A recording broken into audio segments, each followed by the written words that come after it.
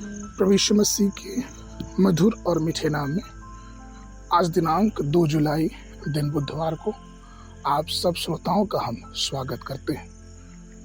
आज के दिन के लिए जो वचन वो लिया गया है उत्पत्ति की पुस्तक उसका 24 अध्याय 15 पद।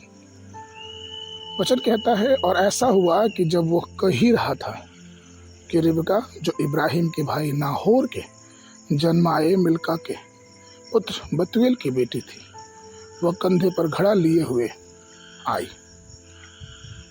प्रियो, रिबका ने अपने कंधे पर घड़ा क्यों उठाया? क्या हमने इस विषय पे कभी सोचा है?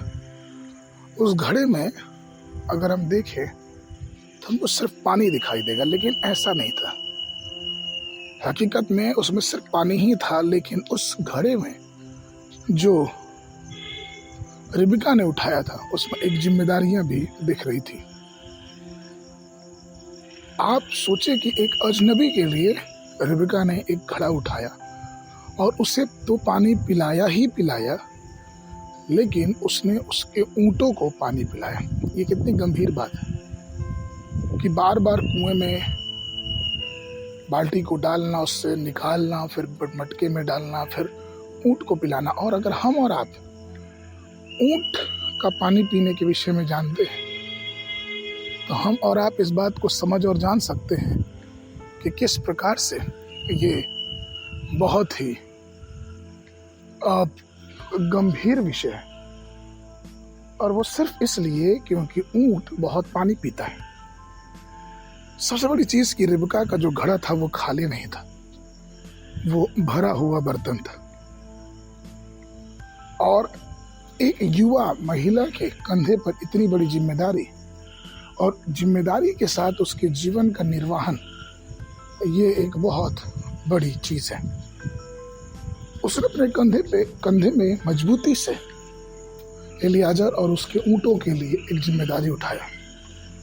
प्रियो, ठीक वैसे ही हमारा प्रभु यीशु मसीह भी हमारे लिए हमारे बोझों को उठाया है। भजन 55 का 22 कहता है, अपना बोझ यहोवा पे डालो, वो तुझे संभालेगा। वो धर्मी को कभी टलने नहीं देता। वैसे ही पहला पत्रस और उसका 5 अध्याय 7 पद कहता है, और तुम्हारी सारी चिंता उसी पे डाल दो, क्योंकि उसको तुम्हारा ध्यान है। हाँ प्रियो, प्रभु को हमारा ध्यान है। हम कब तक अपने दुखों में परेशान होंगे? कब तक अपने कर्ज के तले दबे रहेंगे? पारिवारिक परेशानियां हो, झूठे आरोप हो, तकलीफ हो, धन्यवाद के साथ अपने सारे बोझ को उस सनातन के परमेश्वर यहोवा पर डाल दो। भजन 138 में दाऊद कहता है, प्रभु मेरे लिए सब कुछ पूरा करेगा। जब ये विश्वास हमारे जीवनों में आता है प्रियो, हम और आप देख नहीं पाएंगे किस प्रकार परमेश्वर एक बड़े बड़े चमत्कार हमारे लिए करता है। इसलिए मसीह में अगर हम पाए जाते हैं तो अपने जीवनों को परमेश्वर के हाथों में समर्पित करें। अपने बोझ को, अपनी सारी चिंताओं को उसके हाथों में डाल दें, क्योंकि उससे हमारी चिंता है। आगे मनन के लिए मत्ती रचित सुसमाचार 11 अध्याय 28 पद। हे सब परिश्रम करने वाले और बोझ से दबे लोगों, मेरे पास आओ, मैं तुम्हें विश्राम दूंगा। आगे बाइबल अध्ययन के लिए सुबह के समय अय्यूब की पुस्तक उसका 22, 23, 24, शाम के समय पवित्र काम उसका 11 अध्याय। परमेश्वर आप सबको आशीष देवे।